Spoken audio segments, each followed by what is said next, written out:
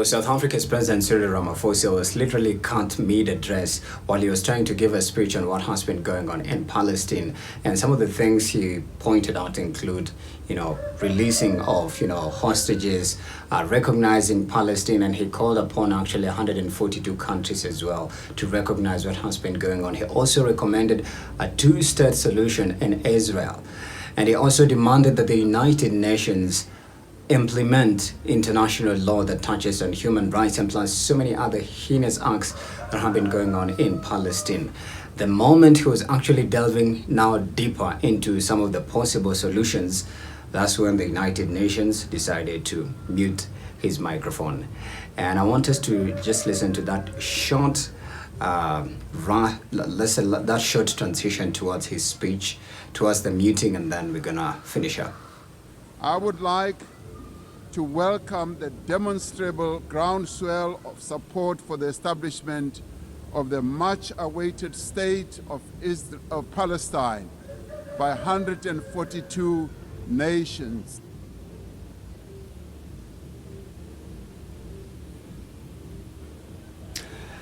It's interesting because even our own president was in attendance, and I think the conference is almost coming to a close.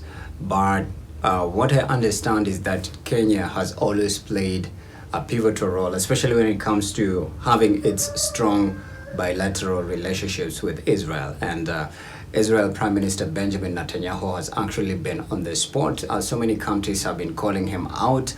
And just when it comes to the United States being in partnership with Israel, I think there's a bit of a paradox, because it's also biblically believed that everything Israel does is right.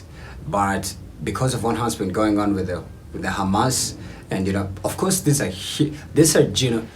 literally a genocide. There's no any other word to describe all these acts. So the dilemma is, why is a country chosen by God committing all these heinous crimes?